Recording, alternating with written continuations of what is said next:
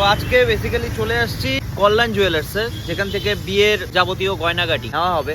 Gold by করার সময় অনেক কিছু জিনিসপত্র মাথায় রেখে করতে হয়, তার জন্য যখন গোল্ড রেট অ্যাপ্রক্সিমেটলি 1,17,000 তখন আমরা বুক করেছিলাম। এখন যাব গিয়ে দেখি কি বৃত্তান্ত। দুটো মিলে 20 গ্রাম আছে। এটা আগের বারও দেখিয়েছিলাম। এটা ম্যাচিংও যাচ্ছে স্যার। এই যে এটাও দেখিয়েছিল এরকম একটা যাচ্ছে। কনফিউজিং। এটা এটা এটা 10 গ্রাম টেনশন হচ্ছে। হ্যাঁ তোমায় করবো না, মুখ টুক দেখে গেছে বাবাও চিন্তি। Heavy smart.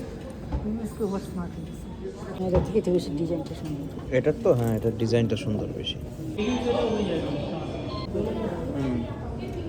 আইটেমগুলোর কথা টেনশনে পড়ে গেছে, ওটা বক্সে দেখি দাও। গভীর চিন্তায় ব্যস্ত।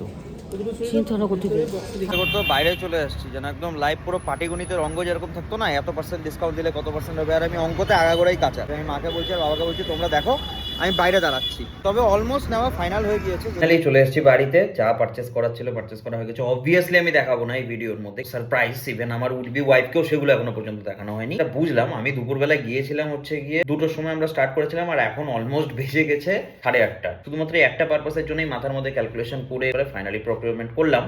আমি তো বেসিক্যালি আগে কোনোদিন সোনার বাজার বা এরকম ধরনের জিনিসপত্র কেনাকাটি করিনি, কিন্তু একটা জিনিস বুঝলাম, যদি আপনারা সঠিকভাবে মানে অ্যানালাইসিস করে ব্যাপারগুলো না বোঝেন যে কিভাবে দাম বাড়তে পারে, বিভিন্ন ডিসকাউন্ট অফার্স আছে, সেগুলো কিন্তু আপনারা খাতিয়ে ভালো করে দেখে নেবেন। একটা ইম্পর্টেন্ট কথা হচ্ছে গিয়ে সোনার রেট যেভাবে এক্সপোনেনশিয়ালি আমার বেসিক্যালি কোনোদিন সোনা দানা এইসব জিনিসের প্রতি ওরকম অর্নামেন্টাল সেন্স থেকে কোনো অ্যাফেকশন নেই, but in the sense of investment যদি আপনি বলে থাকেন তাহলে এটা একটা গুড ফাইন্যান্সিয়াল চয়েস। সুন্দর একটা গোল্ড রিজার্ভ ভ্যালু আছে। কিন্তু একটা জিনিস মাথায় রাখবেন, যখনই বিয়ে ফিয়ে করতে যাচ্ছেন, আমি জানি এই কথাটা আমি বললেও ঘন্টাও কেউ শুনবে না, সোনা দানা সবকিছুর থেকে ইম্পর্টেন্ট হচ্ছে দুটো সম্পর্ক। যে দুজন মানুষ একসাথে একটা সুন্দর বন্ডিং, কখনোই নিজেদের সম্পর্কের মধ্যে কিন্তু এই জিনিসগুলো আনবেন না। যেমন দেখলেন এই ভিডিওর মধ্যে আমার মা আর বাবা কি সুন্দর, বিয়ের মোটামুটি 30 বছর হয়ে গিয়েছে, তার সাথে একসাথে গল্প করে নিজের ছেলের বউকে সাজানোর জন্য ঝগড়াঝাটি করে হোক, যাই করে হোক, সোনা নিচ্ছে। আলটিমেটটা কি, তাদের ভালোবাসাটাই হচ্ছে সেই রিয়েল গোল্ড, তাদের ভালোবাসাটাই হচ্ছে সেই সোনা।